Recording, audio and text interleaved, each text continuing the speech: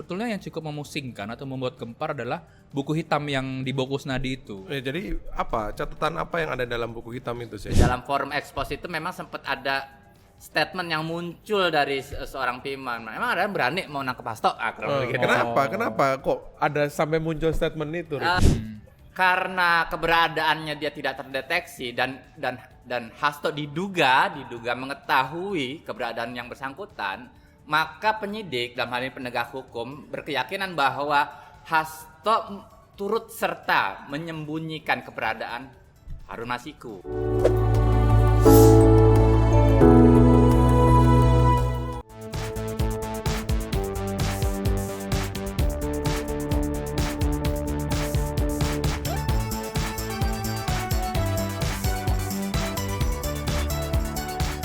Halo, jumpa lagi bersama Bocor Alus Politik bareng gue Raimundo Srikang. Gua Husein Abri Dongoran. Dan kita datangan Snoop Dogg. Siapa? Sopir tembak. Gue Ricky Ferdianto. Oke. Kalau ada Ricky berarti ini panas-panas nih. Soal hukum. Gimana dah? Aman kan? Thank you. Aman negara. Untuk teman-teman jangan lupa subscribe YouTube Tempo.co. Dan untuk kalian yang mau baca laporan Tempo, kalian bisa klik link di bawah ini. Jangan sebarkan bajakannya. Jadi main apa kita? Ada Ricky di sini, Snoop Dogg. Tumben lu nggak kunciran. Nggak diikat. Tapi sebelum itu sih, jadi kita hari ini baru saja kedatangan teman-teman dari Yayasan Panto ya, yang menyerahkan penghargaan Pogo. Sebenarnya ini sudah diumumkan dari akhir Januari yang lalu ya, tapi kemudian kita baru berkesempatan menerima teman-teman dari Yayasan Panto hari ini begitu. Jadi sekali lagi terima kasih untuk teman-teman dari Yayasan Panto atas apresiasi dan penghargaan Pogo untuk Bocor Alus Politik. Ini menambah semangat kita lah ya, untuk terus berkarya dan menyajikan informasi. Iya ini. Nama lo doang Sen. display. Iya. Pokoknya penghargaan ini menjadi semangat kita ya, nambah semangat kita untuk terus menyajikan informasi-informasi yang akurat dan terverifikasi untuk pemirsa semuanya. Oh iya, dan di sini juga ada penonton nih dari mahasiswa teman-teman dari UI. Dadah dulu dong. Jadi buat teman-teman mahasiswa di Indonesia yang mau datang ke sini silakan DM Instagram Bocor Alus untuk mengarrange datang atau nonton langsung di kantor Tempo. Mantap. Ya, main apa? Kalau ada udah nih dari Ricky ada. Ini kalau nggak Kuningan gitu kan, Trunojoyo, alat sadap, Bulungan. Kita main apa nih sih? Kita main Hasto ya. Hasto, oke. Hasto kan Sekjen PDIP ya. Yang belakangan rajin dipanggil oleh penegak hukum gitu ya. Iya. Gimana? Apa yang bisa kita bocorin nih dari kasus apa yang melibatkan Sekjen PDIP ini sih? Gue dulu atau Ricky dulu nih? Lu dulu. Gue dulu. Jadi ini kan beberapa waktu lalu Hasto diperiksa di KPK ya soal keterlibatannya dalam kasus Harun Masiku. Lalu masuk ke ruang penyidik KPK ya. Nah di situ selama hampir 1 jam sebetulnya tidak ada pemeriksaan yang cukup berarti ya, karena lagi-lagi Hasto hanya menuliskan data dirinya segala macam. Kenapa nggak ada pertanyaan-pertanyaan yang disampaikan oleh penyidik? Karena di situ kan Hasto diundang atau di surat panggilannya pemeriksaan ya. Tapi begitu dia datang, handphonenya diminta atau handphonenya mau disita begitu. Nah Hasto tidak mau ini kan saya dipanggil sebagai saksi kok. Ada penyitaan betul dan seterusnya begitu. Akhirnya ya di dalam itu cuman ya krik-krik lah istilah begitu kan, cuman isi biodata dan seterusnya. Nah belakangan penyidik KPK itu memanggil stafnya Hasto namanya Kusnadi yang memang mendampingi Hasto dari dia belum datang ke KPK ya. Nah Kusnadi ini datang mengiyakan saja ya, dan dia masuk ke gedung KPK. Ruangannya pun di samping ruang pemeriksaannya Hasto di situ. Nah dia di situ membawa 3 buah handphone, uang 130 juta dan buku catatan hitam begitu. Nah, buku hitam. Okay. Nah, kenapa 3 handphone? Itu kan handphone yang biasa dipakai Hasto ya. Duanya ada 1 nomor luar negeri. Nah, Kusnadi itu membawa uang 130 juta untuk membayar, uang itu harusnya untuk membayar travel ke ND ya. Tapi ya Acara partai lah. Acara partai di situ. Nah, sebetulnya yang cukup memusingkan atau membuat gempar adalah buku hitam yang dibawa Kusnadi itu. Jadi apa catatan apa yang ada dalam buku hitam itu sih? Itu banyak strategi partai dan interaksi Hasto dengan Megawati selama 4 bulan ke belakang.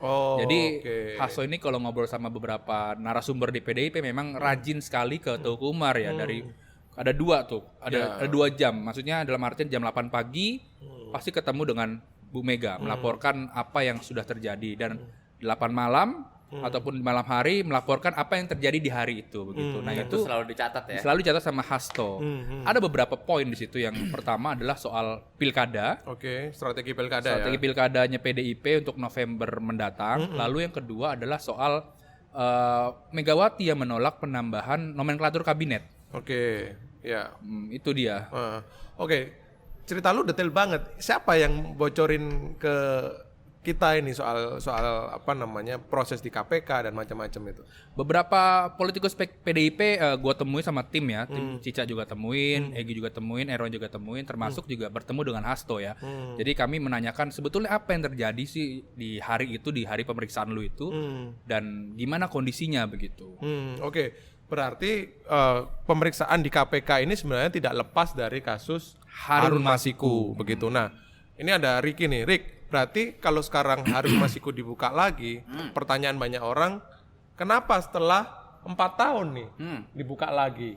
Dan kenapa pada waktu 2020 itu tidak ketangkep ini? Gimana itu? Nah, cerita yang tadi barusan dijelasin Husen, gue juga dengar. Tapi dari kamar yang berbeda. Di penegak hukumnya ya. Dari penegak hukum di Kuningan gitu ya, yang tahu seputar proses penyidikannya. Memang ada perlawanan secara hukum yang kemudian dilakukan oleh Hasto dan kawan-kawan, termasuk PDIP yang berencana untuk mengajukan gugatan pra peradilan karena penyitaan itu dianggap unlawful gitu lah ya. Nah, kenapa unlawful? Tunggu dulu nih biar. Ya. Pertama ya argumentasinya lebih karena pemanggilan Hasto dalam konteks itu adalah sebagai saksi, dan si Kusnadi ini kan bukan siapa-siapa. Gitu. Kenapa kemudian properti pribadi dia kemudian menjadi target? Apakah Kusnadi pada hari itu juga mendapatkan surat panggilan sehingga Dan ini bukan OTT kan? Kalau OTT kan bisa ngambil langsung kan masalah. Tapi memang gini, ini tipologi. Seringkali proses penyitaan di KPK tuh digunakan lewat dokumen yang nggak spesifik ya. Jadi gelondongan gitu. Izin penyitaan, izin penyadapan yang mereka peroleh dari Dewas itu kemudian dipakai buat banyak urusan gitu loh. Nah, itu boleh jadi praktek penegakan hukum yang kemudian ingin dieksersis oleh teman-teman di PDIP gitu. Artinya ada dugaan abuse dong dalam hal ini. Gimana menurut? Atau jangan-jangan udah ada surat penyitaan handphonenya Hasto dan seterusnya itu. Kalau lu bilang kan tadi kan gelondongan gitu kan suratnya. Kalau cerita yang gue dapet di Kuningan sih, sebenarnya penyitaan itu adalah bagian dari strategi penyidikan yang ingin melapis pembuktian, ya. Jadi Kuningan ini sebenarnya sudah punya petunjuk, petunjuk tentang dugaan keterlibatan Hasto dan beberapa orang di lingkaran dalamnya dia terkait dengan upaya penyembunyian Harun Masiku. Dan diyakini bahwa komunikasi itu juga berlangsung secara intensif dalam beberapa bulan terakhir antara Hasto dengan beberapa orang, ya beberapa orang, termasuk si Kusnadi, dan ada salah seorang pengacara, saya sebut inisial aja dulu, S lah ya, inisial pengacara yang inisial S, yang artinya dengan kata lain sebenarnya penyitaan ini adalah upaya penegak hukum KPK dalam hal ini untuk menguatkan indikasi yang sudah mereka temukan sebelumnya. Itu kenapa KPK berbeda dengan proses penyidikan yang terjadi sebelumnya, tidak lagi masuk ke pembuktian pasal penyuapan. Dalam hal ini apa? Obstruction of justice. Ya, pasal 21 yang dipakai. Untuk ada Hasto ya. Pasal Pasal 21 itu untuk Hasto ya. Betul. Hasto. Jadi kalau kita flashback lagi ke belakang nih, orang mungkin nggak begitu aware ya soal apa sih sebenarnya kasus Harun Masiku ini gitu ya. Cerita dari awal. Dari awal nih ya. Singkat aja. Ceritanya ini di tahun 2020 awal, Januari, OTT-nya itu ya di pekan pertama. Itu pimpinan KPK umurnya baru 2 minggu, Bos. Ya. Gue dapat cerita juga sih dari dalam, memang ada semacam dalam tanda kutip perlawanan dari beberapa penyidik di internal yang berusaha untuk menguji komitmen pimpinan saat itu ketika disodorkan dengan perkara sekaliber ini. Respon lo kayak gimana sih gitu. Langsunglah digeber itu kasusnya Harun Masiku. Oke. Sebenarnya ini barang-barang lama. Sprindiknya, surat perintah penyidikannya itu udah terbit di bulan November 2019. 2019. Artinya Firly dan kawan-kawan belum masuk. Okay. Belum dilantik gitu ya, masih pemimpin lama. Yeah. Dan sehari sebelum pelantikan pimpinan yang baru, kemudian ada perpanjangan surat ya, yang itu dijadikan dasar oleh penyidik untuk melakukan penyitaan dan penangkapan ya, operasi tangkap tangan. Ya, ketika itu kan yang ditangkap tuh anggota KPU Wahyu Setiawan sama orang dekatnya dan pemberinya gitu ya. Kenapa mereka ditangkap gitu ya? Kegaduhan yang muncul ketika itu dilatari oleh keinginan PDIP untuk menempatkan Harun Masiku sebagai calon pengisi kursi legislatif yang ketika itu kosong karena salah satu pemilik kursinya itu meninggal. Ya, di Dapil Sumatera Selatan 1. Waktu itu kursinya itu punya Nazarudin Kemas. 3 hari sebelum penghitungan ya kalau nggak salah beliau meninggal. Nah, dari sisi urutan suara, si Harun Masiku ini sebenarnya cuma dapat 5 ribuan suara. Kandidat yang paling kuat itu Rizky Aprilia. Ya, pengen menggantikan gitulah ya. Iya, ada 44.000 suara dia. Bermanuver lah kemudian di situ PDIP. Ya, karena si Harun ini punya akses dan kedekatan dengan pembesar di PDIP. Hasto maksudnya? Hasto dan PDIP. Oke. Hasto dan PDIP kenapa? Karena PDIP bersurat ketika itu kepada KPU yang intinya ingin mengalihkan suaranya si Nazarudin Kemas ini kepada Harun Masiku. Nah, gitu kan. Mereka kemudian merujuk argumentasi itu kepada fatwa yang dibuat oleh Mahkamah Agung. Dan fatwa ini sebenarnya agak dispute.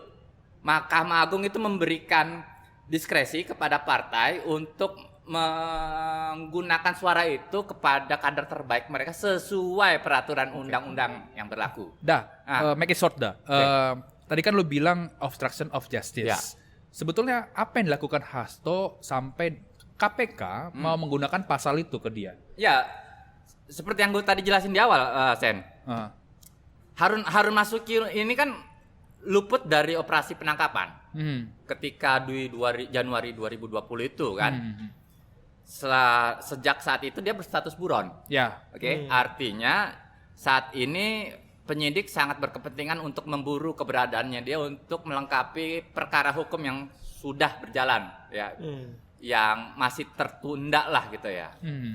Karena keberadaannya dia tidak terdeteksi dan Hasto diduga mengetahui keberadaan yang bersangkutan, maka penyidik dalam hal ini penegak hukum berkeyakinan bahwa Hasto turut serta menyembunyikan keberadaan Harun Masiku. Oke, yang menarik tentu saja adalah dan waktu itu kita sudah menulis ya, Senrik, bahwa di 2020 itu kan ada operasi juga atau upaya untuk menangkap Hasto.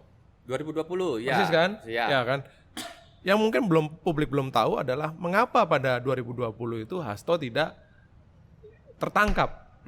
Begitu. Ketika itu posisi terakhir Hasto itu terpantau di sekitaran PT IKA. Dipantau lama banget gitu, nggak keluar. Mobilnya masuk. Kita tahu tuh mobilnya Alphard, platnya BG sekian. Alphardnya ini milik seorang jaksa yang bertugas di Sumatera, saya lupa, Bengkulu apa Jambi lah, kurang lebih gitu. Sampai sedetail itu dapat infonya lu ya? Oh, basah banget loh. Waktu itu laporan utama ya? Udah lama gitu ditunggu-tunggu kagak keluar. Akhirnya penyidik ini masuk inisiatif. Niatnya itu mau sholat isya di masjid. Tapi ternyata pergerakan mereka juga sudah dibaca dan kemudian mereka ini dijadikan target operasi. Tangkaplah mereka ini, kemudian dimasukin ke pos, diinterogasi, disuruh tes urin apa segala macam. Dan penyidik yang ketika itu dalam tanda kutip diperlakukan seperti itu oleh petugas di PT IKA, itu adalah penyidik yang kemarin menyita handphonenya Kusnadi. Rosa itu. Berarti ada kepuasan tersendiri dong. Nah, yang menarik adalah ketika para penyidik KPK itu digelandang ke pos penjagaan di PT IKA itu dipimpin oleh salah seorang perwira menengah pangkatnya AKBP ya, ketika itu pejabat di Subdirektorat Tipikor Bareskrim, mantan penyidik KPK, Bos. Oh, berlawanan tuh ya. Yang tahun 2015 dia pernah bersaksi pada saat gugatan pra peradilannya Budi Gunawan. Siapa namanya? Gue boleh buka kebetan gak? Gue lupa namanya. Namanya Banyak nih contekannya. Jadi anak hukum tuh memang biasa nyoret-nyoret gitu ya. Ada nggak, Rik? gue kagak nyala. Contekannya salah ini. Oh, Hendy Febrianto. Oh, ada. Oke, itu 4 tahun lalu. Nah, sekarang kalau kita boleh agak sekarang gitu ya. Selama 4 tahun pasti ada dinamika dong, ya kan? Karena gue dengar kenapa kemudian setelah 4 tahun kasus ini dibongkar lagi atau coba diungkit lagi adalah karena posisi PDIP terutama Hasto ya dalam berbagai komentar-komentar politiknya itu sering berseberangan dengan Jokowi, istana begitu. Apakah benar ini menjadi latar dibukanya kembali kasus Hasto ini gitu? Sin. Kalau ngobrol sama orang-orang PDIP ya, mereka beranggapan bahwa pemeriksaan Hasto itu bermotif politik. Karena mereka sehari setelah Hasto diperiksa, mereka ngumpul tuh di DPP, rapat lah, dan bertanya juga kepada Hasto, lu di sana ngapain, diapain aja segala macam. Dibuatlah kayak misalkan ada 4 aspek segala macam. Intinya adalah bahwa kasusnya Hasto ini dianggap oleh PDIP dan orang-orangnya Hasto adalah motif politik, lagi-lagi karena PDIP dengan Jokowi sudah pisah jalan begitu ya. Dan Hasto juga dianggap sebagai penghambat komunikasi dengan Megawati begitu. Antara siapa dan siapa? Jokowi dengan Megawati. Itu Hasto dianggap seperti itu. Nah, sebelum diperiksa di KPK kan Hasto itu kan diperiksa di Polda Metro Jaya ya. Di situ dia diperiksa soal dugaan atau omongan dia disebut penyebaran hoax soal kecurangan pemilu di Bali begitu ya. Nah, polisi menganggap itu sebagai hoax segala macam. Nah, kalau misalkan orang-orang PDIP juga cerita ke gua ya dan tim, cerita sebetulnya bukan ini perkaranya. Ini hanya dicari-cari juga setelah beberapa omongan-omongannya Hasto. Jadi mereka mendapatkan informasi bahwa sebetulnya istana ini tersinggung dengan omongannya Hasto di salah satu stasiun televisi ya, yang menyatakan bahwa membandingkan ya putusan MK dengan supir truk seperti itu. Maksudnya gimana nih? Jadi Hasto pernah berbicara di suatu forum Zoom dan tersebar ke publik bahwa supir truk saja punya batasan usia umur gitu, minimal usia umur. Nah, kok ini tiba-tiba ujuk-ujuk putusan MK-nya begini begitu. Nah, itu tersinggunglah yang di istana, lalu akhirnya ada perintah menurut mereka ya untuk diproses lah si Hasto. Makanya ada kasus yang hoax Bali itu. Lalu setelah itu adalah lagi-lagi soal Harun Masiku begitu. Solusiannya nyenggol-nyenggol putra mahkota kayaknya. Iya, itu dia. Enggak, tapi yang memastikan nih bahwa dari mana cerita, karena Zoom itu kan pasti forum tertutup kan? Iya. Nah, dari mana cerita bahwa ada pertemuan itu dan ada statement Hasto soal analogi antara supir truk dengan batas usia itu. Jadi waktu itu sedang hangat-hangatnya soal putusan MK kan, dan Gibran bisa maju sebagai cawapres dan PDIP kan sangat tidak suka dengan dengan Jokowi juga yang berseberangan dengan jalan. Makanya Hasto mengkritik dan menganalogikan bahwa kok supir truk saja punya batasan usia untuk bisa nyetir, ini tiba-tiba ada putusan MK yang begitu mudahnya mengubah soal batasan usia begitu. Jadi akhirnya yang cerita adalah orang-orang PDIP. Orang-orang PDIP cerita seperti itu. Makanya ya sudah, Hasto diperiksa di Polda, lalu Hasto diperiksa ke KPK begitu, Kang. Ya, tadi informasi tadi tuh gue dapat dari orang-orang PDIP, tapi kan di cross check juga ke beberapa narasumber lain termasuk yang berinteraksi dengan istana. Ada sekitar 3 orang yang berinteraksi dengan istana membenarkan cerita itu juga.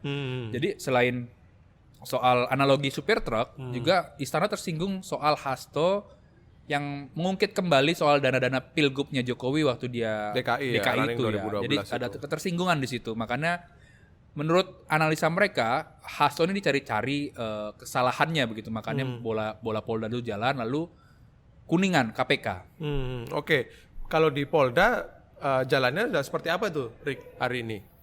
Ya, pelaporannya sendiri sebenarnya lebih dulu ya di Maret kalau nggak salah ya, di Maret 2024 kemarin gitu.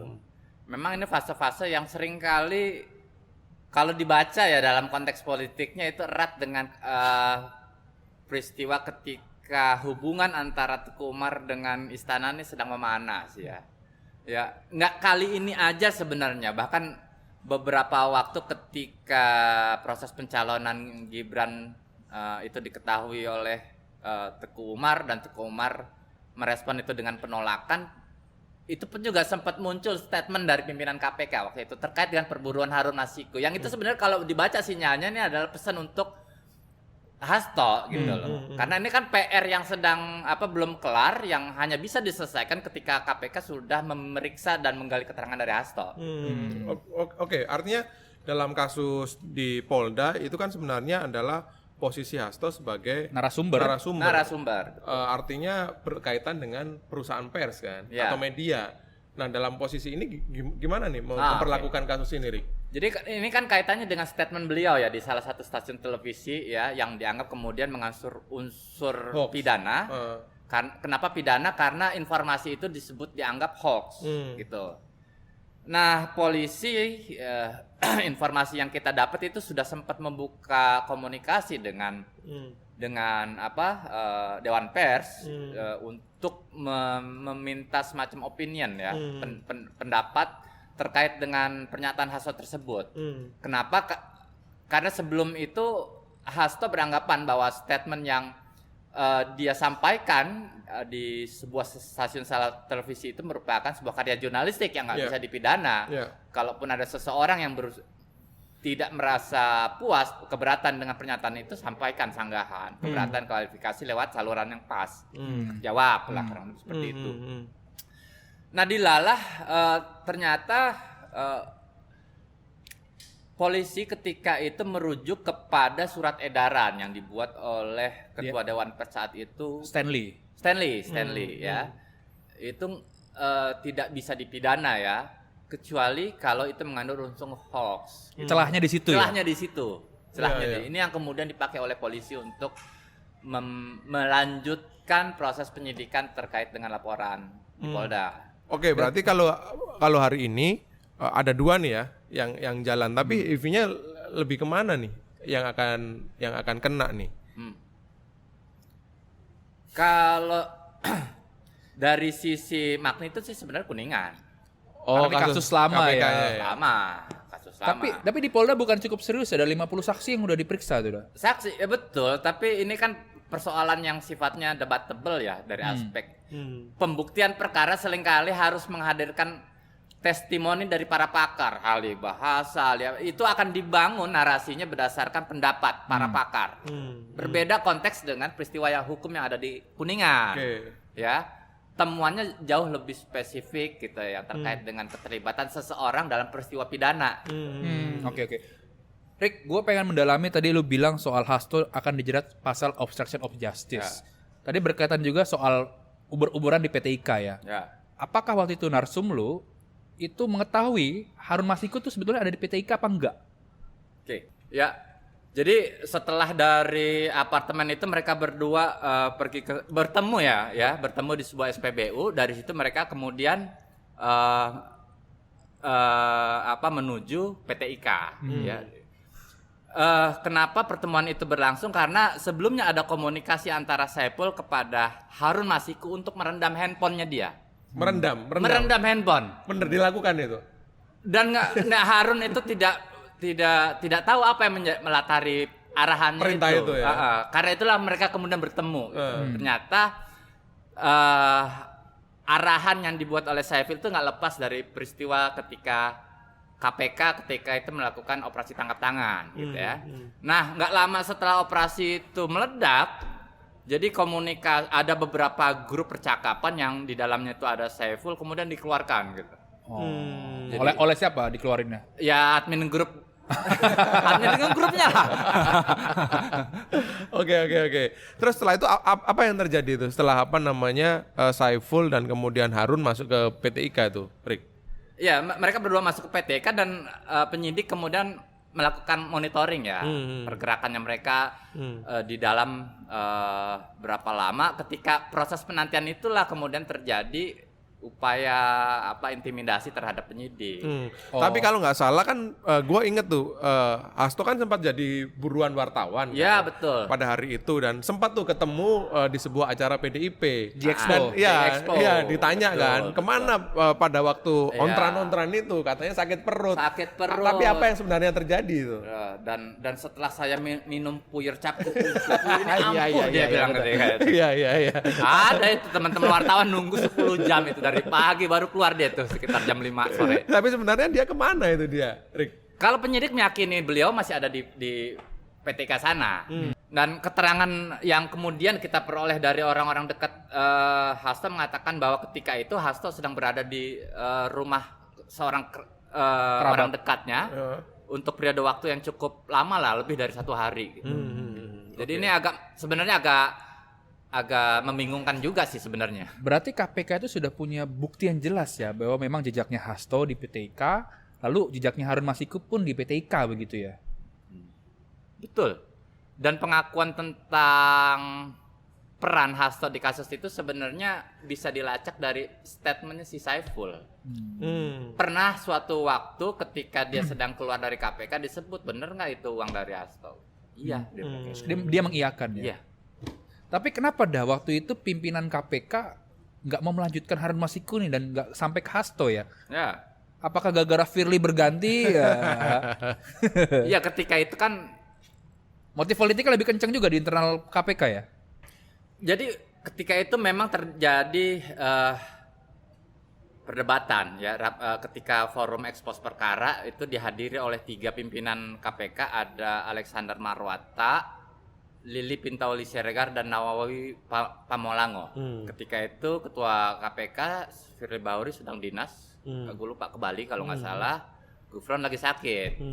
Di dalam forum ekspos itu memang sempat ada statement yang muncul dari seorang Piman. Emang ada yang berani mau nangkep Hasto? Gitu. Kenapa? Kok ada sampai muncul statement itu? Ya kita tahu lah yang kemudian ini semakin menguatkan juga keyakinan kita di kemudian hari memang bahwa di antara pimpinan KPK itu ada yang memiliki kedekatan secara khusus ya dengan pejabat-pejabat yang dianggap orang-orang kepercayaannya Hasto. Firly maksud lu pimpinan KPK itu? Jangan sebut merek lah. Nah, tapi menarik nih, setelah 4 tahun kasus ini kembali di running ya. Gimana pengejaran Harun Masiku ini? Kan kemarin pimpinan KPK bilang seminggu kan. Seminggu segala ketangkap, macam udah kayak nggak bisa ketangkep tuh. Jangan-jangan itu hanya pengalihan isu atau ya tadi kata Usen gimmick aja. Jadi perburuan Harun Masiku ini sebenarnya udah berlangsung lama ya. Ya, ketika kasusnya ini meledak, KPK sebenarnya sudah melakukan monitoring pergerakan yang bersangkutan kemana aja. Bahkan tim dari Tempo ya waktu itu ya pernah mengutus seseorang kemana? Ke apartemennya dia yang ada di Tamrin sana. Untuk memastikan sebenarnya dia tuh rumahnya di sini nggak waktu itu. Kalau nggak salah kan kita juga pernah mengirim koresponden kita di Goa, di persis. Sulawesi kan. Dan kita dapat cerita dari tetangga yang bersangkutan ada seseorang yang datang hari itu di tanggal 12 Januari kalau nggak salah pakai motor bebek Frigo Frigo itu apa tuh? Nggak tahu lah, motor Yamaha bebek. Yamaha, motor bebek lah pakai. Dan orangnya pakai baju hitam, pakai masker gitu dan orang yang kita wawancara kita meyakini itu adalah Harun Masiku. Tidak lama dia di situ. Nggak lama setelah itu, nggak lama di situ. Nah, di beberapa bulan setelah itu ketika KPK menerbitkan surat perintah cekal terhadap yang bersangkutan yang artinya si Harun ini kemudian masuk dalam daftar DPO. KPK tuh sudah mendeteksi keberadaan yang bersangkutan di sebuah negara yang ini sedang konflik. Iya, memiliki negaranya ini nggak stabil. Di mana tuh? Pakistan. Masih di Asia Tenggara juga ya, di Moro. Di Moro. Filipina ya. Filipina, betul. Jadi yang bersangkutan ini informasi yang kita dapat, penyidik itu sempat mendeteksi bahwa si Harun Masiku tuh jadi marbot di sebuah masjid di Moro sana. Sudah ada lah upaya untuk komunikasi, tapi karena ini nggak bisa dilakukan lewat mekanisme formal, KPK kemudian berkoordinasi dengan Ombudsman untuk menjembatani ya proses pemulangan, dan itu ternyata nggak bisa juga. Tapi KPK meyakini yang di Moro itu adalah Harun Masiku ya? Iya. Oke, berarti sudah punya jejak-jejaknya ya? Ada. Ini cuman kenapa ya KPK ini terkesan tarik ulur segala macam kalau punya tinggal bukti hub yang nih jelas ya. Tinggal hub nih. Enggak, tapi justru yang justru tak kalah menarik adalah bagaimana situasi di internal PDIP kan.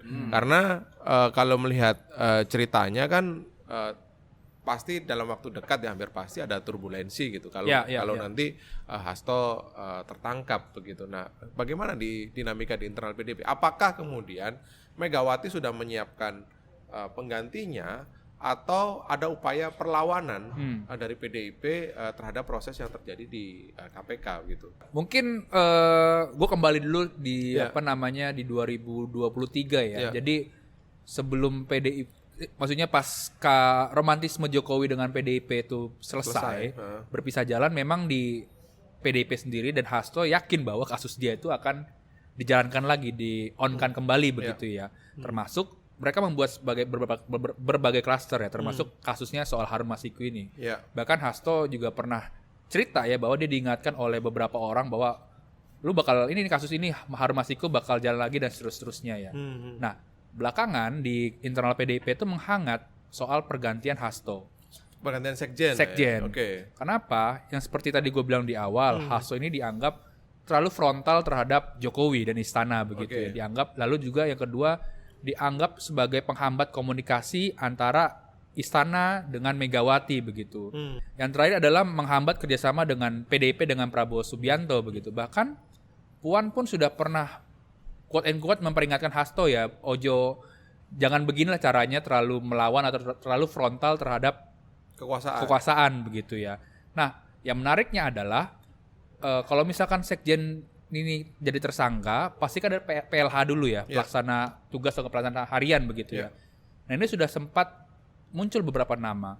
Yang pertama adalah Andi Wijayanto, yaitu mantan orang dekatnya Jokowi ya, yang belakangan pernah jadi Gubernur Lemhanas segala macam. Nah, itu disebut-sebut sebagai calon kuat sekjen pengganti Hasto. Tapi Andi ini masih di screening juga karena dianggap jangan-jangan ini proksinya Jokowi untuk mengambil PDIP begitu ya. Karena kalau gua ngobrol sama orang-orang PDIP, rencana Jokowi mengambil PDIP itu masih kuat begitu. Jadi mereka masih ibaratnya siaga penuh lah ya. Jangan sampai celah-celah untuk menggergaji PDIP ini berhasil begitu. Lalu yang kedua, ada juga ada nama Ahmad Basarah. Ahmad Basarah ini satu letting dengan Hasto ya begitu. Lalu yang ketiga juga ada beberapa nama orang-orangnya Puan ya, seperti Utut Adianto dan seterusnya begitu. Itu dianggap sebagai calon PLH sekjen begitu. Tapi lagi-lagi orang-orang ini meyakini bahwa bisa saja nama itu beredar, tapi ujung-ujungnya adalah nanti keputusannya Megawati. Gitu. Tapi apakah Hasto sendiri sudah aktif gitu ya dalam arti menyadari posisinya? Karena gue sempat dapat cerita ya dari teman-teman politikus di PDIP bahwa Hasto ini sempat berkomunikasi dengan Megawati dan mengajukan pengunduran diri gitu. Apakah ini juga kebaca oleh sumber-sumber lu? Iya. Sempat ada diskusi itu, tapi Megawati menolaknya ya, karena kan Hasto ini masih jadi sekjen dan seterusnya. Dan Hasto ini kan memang sekjen terlama ya di PDIP ya. Dua periode. Belum ada sejarahnya ya. Sekjen PDIP itu 2 periode. Betul. Satu periode ganti dan Hasto ini termasuk di luar kebiasaan tuh, agak lain ya. Betul. Makanya ya itu tadi gara-gara stand-nya ini masih kondisi politik yang memang menurut mereka masih akan terus adu kuat otot begitu ya. Ini bergabung apa enggak melawan Jokowi dan seterusnya. Makanya Hasto diminta untuk tetap menjadi sekjen begitu. Karena menurut orang-orang PDIP, apa yang disampaikan oleh Hasto itu nggak mungkin Megawati minimal tidak mengetahuinya. Misalnya dalam hal apa tuh, Sen? Mengkritik Jokowi. Oke. Kalau misalkan bergabung dengan Prabowo, asalkan Jokowi tidak dilibatkan di sana begitu. Itu semua kan minimal diketahui Megawati. Begitu. Tapi benarkah pidato-pidato Megawati dalam berbagai acara besar PDIP yang kalau kita dengerin ya, konten-kontennya kan sesekali menyinggung soal Jokowi, istana dan pemerintahan, kekuasaan. Itu bermula dari teks atau naskah yang dibuat oleh sekjen. Ya. Sehingga dengan demikian, yaitu tadi bahwa sikap PDIP terhadap kekuasaan itu ya ujungnya dari sekjen ini. Ya, seperti yang gue bilang tadi di awal, Megawati itu pasti mengetahui lah ya. Yeah. Tapi kalau untuk konteksnya pidato, gue ngobrol sama beberapa orang termasuk sekjen itu memang tugasnya mengkurasi dulu nih, Kang. Oke. Info-info segala macam, sikap-sikap partai lalu dirumuskan. Lalu Hasto baru menyerahkan tuh draftnya ke Megawati. Megawati nanti yang akan Megawati akan finalnya. mengkoreksi dulu. Kadang-kadang pakai tinta merah, kadang-kadang pakai tinta biru kan. Itu mana yang oke, mana yang enggak begitu ya. Bahkan mana yang dikeluarkan, mana betul, yang di-take out betul. gitu Bahkan ya. gue juga sempat ngobrol sama orang yang memang memberikan masukan ya. Ini bukan Hasto ya. Iya. Soal pendidikan segala macam. Makanya di Rakernas itu juga disinggung soal pendidikan begitu ya. Nah itu makanya disaring dulu baru Megawati fix nih bahasanya begini. Berkali-kali lah prosesnya. Seperti kalau kita nulis Dedit Mas Pram kan, Wesen, gitu kan. Gini gitu lah. Pram lo diomongin Pram. Begitulah prosesnya. Jadi ada proses bolak-balik begitu. Oke. Nah ini kan berarti kalau kita ngelihat obrolan kita sekarang, gue lihat ada 2 klaster nih, Rick sama Sen. Klaster politik dan klaster hukum. Yeah. Nah, Rick, menurut lu di masing-masing klaster ini bagaimana nih ujung penyelesaiannya? Ya kalau harapan banyak orang ya, terutama ya yang punya visi tentang pelembagaan good and clean governance, tentu kasus ini mestinya diusut tuntas. Sekalipun cerita yang gue dapat dari dalam sebenarnya supporting para pimpinan dalam perkara ini minor. Pimpinan KPK ya? Pimpinan KPK Yang saat ini ya. Saat ini minor. Jadi ya bahwa pergerakan di bawah ya, proses penyidikan itu sedang digeber, kalaupun kemudian gestur dari pimpinan itu tidak maksimal, gue pikir ujungnya juga nggak akan memuaskan. Jatuhnya anti klimaks.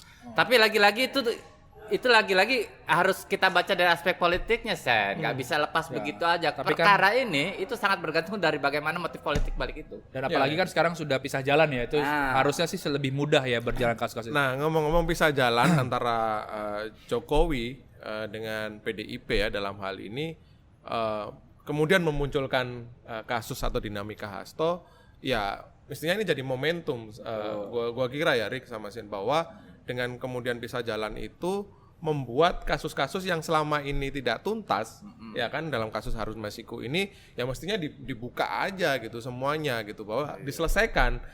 4 tahun kasus ini tidak pernah jelas ujungnya. Jangan jadi alat Sandra terus. Persis. Bikin sakit perut, yang ada ntar gua yang suruh minum kupu-kupu. kupu-kupu.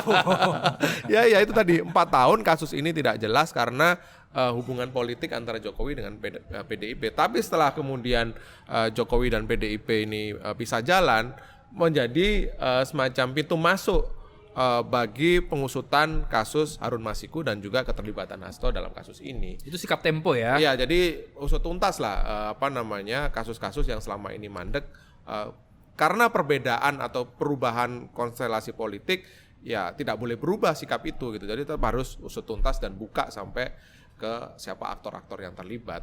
Berasa itu. Oke lah. Ini sudah cukup lama banget ini, banyak banget, apalagi dari Ricky, konstruktif sekali penjelasannya. Oke, kita bahas lagi banyak-banyak topik yang lain di pekan depan ya, Sin. Oke. Ricky ada lagi nggak deh?